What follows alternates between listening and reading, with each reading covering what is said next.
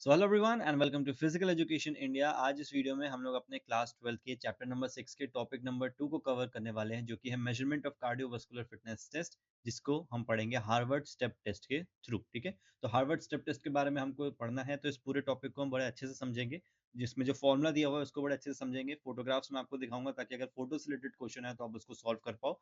English Hindi दोनों में ही notes हैं, और ये नोट्स आपको हमारे टेलीग्राम चैनल पे मिल जाएंगे, जिसका डिस्क्रिप्शन नीचे दिया हुआ है, जिसका लिंक नीचे डिस्क्रिप्शन में दिया हुआ है, और बहुत जल्दी ऐप पे भी अपलोड हो जाएंगे, तो ऐप का लिंक भी आपको नीचे मिलना शुरू हो जाएगा। चलो फटाफट इस टॉपिक को बहुत ही आसान भाषा में कवर करते हैं। और अगर आपने चैनल को सब्सक्राइब नहीं किया तो चैनल को सब्सक्राइब जरूर कर लेना, ताकि आपको ऐसी वीडियोस मिलते रहे और हम मोटिवेट होते रहें। सबसे पहले बात करते हैं मेजरमेंट ऑफ कार्डियोवास्कुलर फिटनेस। तो कार्डियोवास्कुलर फिटनेस होती क्या है? The ability of the heart and lungs to supply oxygen to the working muscles and the ability of muscles to use oxygen to produce energy। तो देखो, cardiovascular fitness का मतलब क्या है? जहाँ पे हम अपने हार्ट और अपने लंग्स को स्ट्रॉन्ग करने की कोशिश करते हैं, क्योंकि ये वो दो ऑर्गन्स हैं जो कि हमारी बॉडी में ऑक्सीजन का इंटेक करते हैं, और फिर उस ऑक्सीजन को हमारी मसल्स तक पहुंचाते हैं, जो कि हमें एनर्जी देने का काम कर रही होती हैं। जैसे कि मैराथन रनर्स होते हैं, क्रॉस कंट्री रनर्स होते हैं, जो लंबे टाइम तक परफॉर्म करते हैं अपनी एक्टिविटी, तो उनका हार्ट और उनका लंग्स मिल के ऑक्सीजन का पूरा इंटेक करते हैं, और पूरे ऑक्सीजन को हमारी मसल्स तक पहुंचाने का काम करते हैं। तो इसके लिए उनकी जो एरोबिक कैपेसिटी होती है वो बहुत ज्यादा बेहतर होनी चाहिए। देखो यहाँ पे लिखा भी है importance essential for performing aerobic exercises. अब एरोबिक एक्सरसाइजेस क्या होती है, हमने पहले डिस्कस किया था कि जिन एक्सरसाइजेस में हमें ऑक्सीजन की जरूरत पड़ती है एनर्जी प्रोड्यूस करने के लिए, जो कुछ ऐसी एक्सरसाइजेस होती हैं, फिर ऐसे मूवमेंट्स होते हैं जिसमें हमें ऑक्सीजन की इतनी जरूरत नहीं पड़ती, जो बहुत कम टाइम के लिए होते हैं, जैसे कि 100 मीटर रनिंग।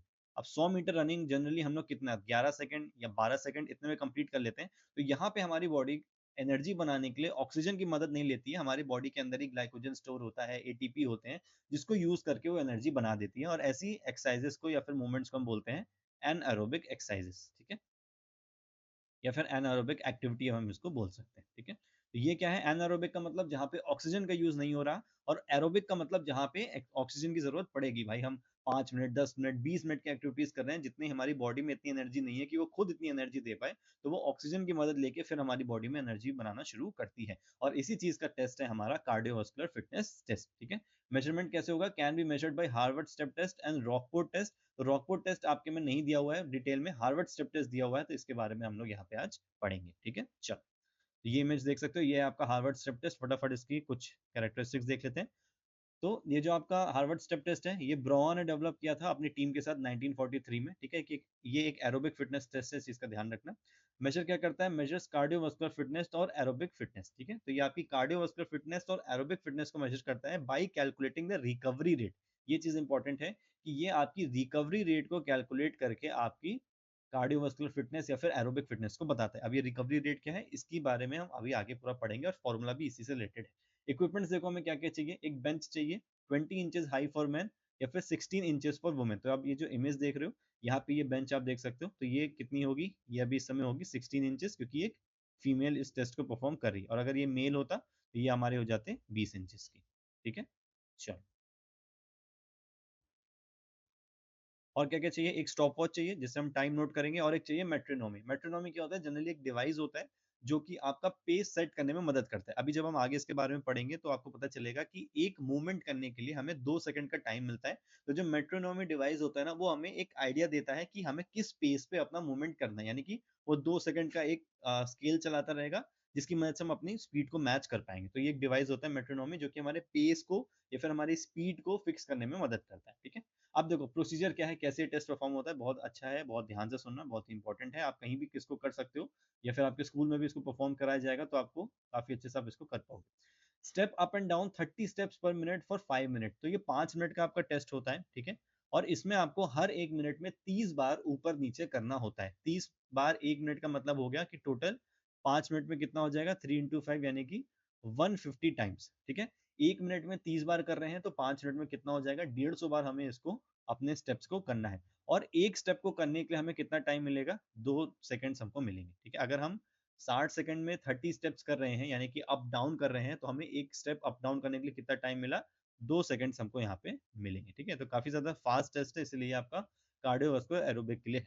ठीक है, एक बार ध्यान से समझो, ये पूरा टेस्ट जो है 5 मिनट के लिए होगा। ठीक है, इसके बाद आपको एक पैर ऊपर रखना है, ठीक है, आपने एक पैर ऊपर रखा, दूसरा पैर ऊपर रखा, नीचे, एक पैर ऊपर रखा, दूसरा पैर नीचे रखा, दोनों नीचे, एक ऊपर रखा, एक नीचे, इस तरीके से आपका ये पूरा प्रोसेस चलता रहेगा। तो दोनों पैर को अप एंड डाउन करने के लिए आपको यहाँ पे 2 सेकंड्स मिलते हैं, और 2 सेकंड अगर आपको मिल रहे हैं, इसका मतलब आपको 1 मिनट में 30 बार करना है। तो जब हम 2 सेकंड्स इंटू 30 टाइम्स करेंगे, तो ये हमारा कितना हो जाएगा, 60 सेकंड्स हो जा रहा है, ठीक है। तो आई होप आपको ये चीज़ समझ में आ गई होगी। 5 मिनट का टेस्ट है, 30 इंटू 5 करना है, 1 मिनट में 30 बार आपको ये परफॉर्म करना है, या फिर अंटिल एग्जॉशन, या फिर आप 5 मिनट के पहले अगर थक जाते हो तो भी आप यहाँ पे रुक सकते हो। Athlete stops if unable to continue before 5 minutes, अगर 5 मिनट तक आप कंटिन्यू नहीं कर सकते तो आप रुक जाओगे। If athlete can not maintain step rate for 15 seconds, test is stop. अब देखो आपका ये जो रेट है कि आपको 2 सेकंड में एक अप एंड डाउन का जो मूवमेंट है उसको कवर करना है, कंप्लीट करना है। अगर ऐसा होता है कि आपने एक बार 3 सेकंड में इसको कवर किया, एक बार आपने 4 सेकंड में कवर किया, दूसरी बार फिर आपने 4 सेकंड में कवर किया, और ऐसे करते-करते अगर ये सेकंड्स आपके 15 सेकंड हो जाएँगे, तो फिर आपका टेस्ट वहीं पे रुक जाएगा। अगर आप अपने रिदम को या फिर अपनी पेस को मेंटेन नहीं रख पाते हो 15 सेकंड्स तक, यानी कि अगर एक बार आपने 4 सेकंड में किया, एक बार 3 सेकंड में किया, उसके बाद फिर आप वापस नॉर्मल आ गए 2-2 सेकंड पे, तो ठीक है। लेकिन अगर 15 सेकंड तक आप इसी पेस को मेंटेन नहीं कर पाते हो या डिस्टर्ब होते रहते हो, तो फिर आपका जो टेस्ट है वहीं पे रुक जाएगा। After completion of stepping, athlete stands. Stepping जैसी खत्म हो जाती है, एथलीट को खड़ा वहाँ पे कर दिया जाता है, ठीक है। तो आई होप आपको ये पूरा प्रोसेस समझ में आ गया होगा कि किस तरीके से टेस्ट होगा। 5 मिनट का आपका पूरा टेस्ट होता है। 1 मिनट में 30 बार आपको अप एंड डाउन करना होता है, और 30 बार अगर आप करोगे तो एक अप एंड डाउन करने के लिए आपको 2 सेकंड मिलेंगे, और टोटल 5 मिनट में 5 इंटू 30 यानी कि 150 टाइम्स आपको अप एंड डाउन यहाँ पे करना होता है। और सबके लिए 2 सेकंड लगेगा, तो 150 इंटू 2 तो 300 सेकंड आपके ये हो जाएंगे, तो आपका ये 5 मिनट हो गया। आई होप आपको ये सारी चीजें समझ में आ रही होंगी। अब जो हमारी मेन बात आती है वो आती है कैलकुलेटिंग द रिकवरी रेट। अब बात आती है रिकवरी रेट हमें कैसे कैलकुलेट करना है। तो देखो बहुत ध्यान से इस चीज को समझना, ताकि आप लोग आराम से इसको लिख भी पाओ और इसके क्वेश्चन भी सॉल्व कर पाओ अगर ये एग्जाम में आता है। देखो, जैसे ही आपका टेस्ट स्टॉप होता है, यहाँ पे एक टाइमलाइन ली जाती है, ठीक है। एक ये पूरी टाइमलाइन बन जाती है रिकवरी। ये स्टार्ट हुई 1 सेकेंड से, ठीक है, और ये आपकी चली 3.5 मिनट्स तक। अब देखो, हमें अपनी जो रिकवरी रेट होती है या फिर हमारी जो पल्स काउंट होती है, उसको हमें 3 फेज में नोट डाउन करना है उस पर्टिकुलर एथलीट का जिसने वो टेस्ट किया है। सबसे पहले pulse for 30 seconds 1 to 1.5 minutes after rest, यानी कि जब आपका ये रेस्ट शुरू हुआ, 1 सेकेंड से शुरू हुआ, तो 60 सेकेंड्स यानी कि 1 मिनट तक आपको यहाँ पे कोई भी पल्स काउंट नहीं करनी है।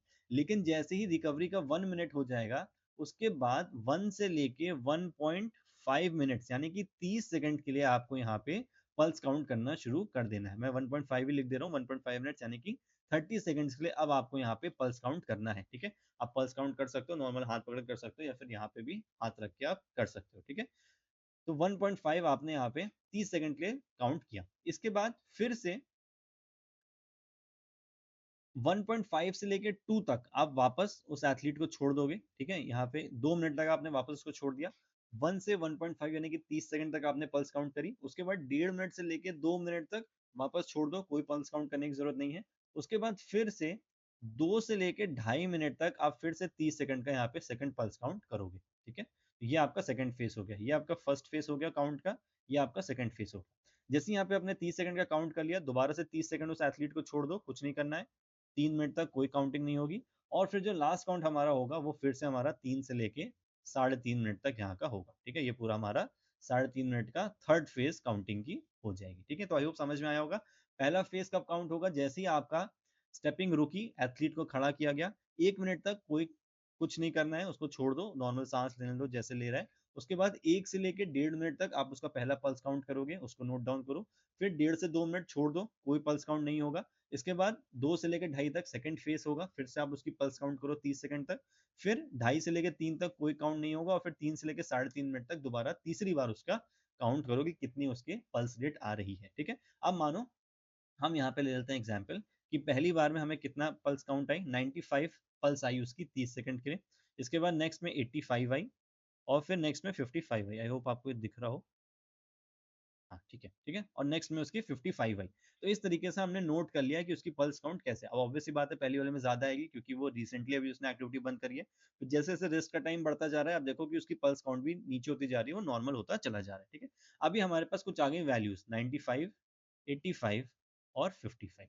अब देखो, हमें जो फॉर्मूला यहाँ पे यूज करना होता है अपने स्कोर को निकालने के लिए, वो क्या है 100 into test duration in seconds. तो 100 हमें पता है, ठीक है, 100 ये हमारा फिक्स रहेगा। टेस्ट ड्यूरेशन इन सेकंड्स कितना था 300, हमने 5 मिनट किया था तो 3 सेकंड का 300 सेकंड का हमारा ड्यूरेशन हो गया। इसके नीचे हमें करना है 2 इंटू पल्स काउंट, यानी कि हमने जो पल्स काउंट करी थी, pulse count 1 plus pulse count 2 plus pulse count 3, इसको हमें यहाँ पे ऐड कर देना है। अगर मैं इसको दोबारा लिखूं तो ये 100 इंटू 300, ठीक है, ये हमारा फिक्स हमें पता है। 100 फिक्स रहेगा, 300 क्यों है, क्योंकि 5 मिनट हमने करा तो इंटू सेकेंड्स करके 300 हो गया। इसके बाद 2 इंटू पहला पल्स काउंट क्या था 95, तो 95, दूसरा क्या था 85 और तीसरा क्या था 55। इनको ऐड करके इंटू 2 कर देंगे, तो जब आप इसको पूरा सॉल्व करोगे तो आपका कितना आएगा 30,000, ठीक है, अपॉन 2 इंटू जब हम करेंगे तो ये हमारा टोटल आएगा 470। यहाँ पे एग्जाम्पल देखो लिखा भी हुआ है, और जब हम इसका कैलकुलेशन कर देंगे तो ये हो जाएगा 63.8, ठीक है। तो इस तरीके से सबसे पहले तो आपको ये फॉर्मूला याद करना पड़ेगा। फॉर्मूला क्या है 100 into test duration in second, जितने भी सेकंड्स किया था। क्यों ये चीज पूछी गई, क्योंकि आपको देखो यहाँ पे याद होगा अंटिल एग्जॉशन बोला गया था कि जब एथलीट थक जाता है पूरी तरीके से या 5 मिनट तक नहीं कर पाता है, तो भी आप उसका जो सेकंड्स है वो वहां पे नोट कर लोगे कि कितने सेकंड्स तक उसने अपना टेस्ट परफॉर्म किया है, ठीक है। तो ये आपकी वैल्यूज यहाँ पे पुट हो जाएंगी। मानो कोई 4 मिनट में रुक गया तो आप यहाँ पे 100 इंटू 240 कर दोगे, ठीक है। इसके बाद 2 into sum of heart beats, recovery period आपको याद होगा कैसे कैसे काउंट करना है। 1 से 1.5 मिनट तक पहली पल्स लेनी है, 2 से 2.5 मिनट तक दूसरी लेनी है और 3 से 3.5 मिनट तक तीसरी पल्स आपको यहाँ लेनी है। जो वैल्यूज आपकी आएंगी अपॉन करके 2 इंटू पल्स 1 पल्स 2 पल्स 3 कर देना है, इसका पूरा कैलकुलेशन कर देना है और फिर आपका ये फाइनल स्कोर यहाँ पे आ जाएगा, ठीक है। ये देखो यहाँ पे दी हुई है इंडेक्स, ये आपकी मेल की इंडेक्स है। एक मिनट, ये जो पहली वाली है ये आपकी मेल की इंडेक्स है और सेकंड वाली आपकी है फीमेल की इंडेक्स है, ठीक है। अब अगर हम 63.8 देखें तो मेल में देखो कहाँ लाई कर रहा है 50.64.9 में कर रहा है, यानी कि अगर ये मेल का स्कोर होता तो ये बिलो एवरेज आता और फीमेल में अगर होता तो ये आपका एवरेज में आ जाता, ठीक है। तो दोनों की स्केल्स जो है वो अलग अलग है, तो ये आपको देखनी पड़ेगी। ठीक है, तो आई होप आपको ये पार्ट समझ में आ गया। एडवांटेज देख लें फटाफट।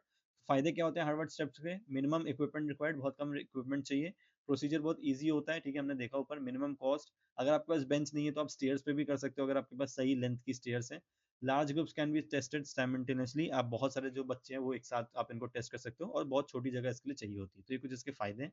डिसएडवांटेज क्या है, इंडिविजुअल बायोमैकेनिकल वेरिएशन, कैसे standard step height disadvantages, shorter individuals and advantages taller ones. अब आपको पता है कि जो हमारी बेंच हाइट है वो 20 इंच और 16 इंच पे फिक्स है। अब जो लंबा आदमी है उसके लिए तो ये इजी हो जाएगा और जो छोटी हाइट वाला है उसके लिए थोड़ा सा डिफिकल्ट हो जाएगा।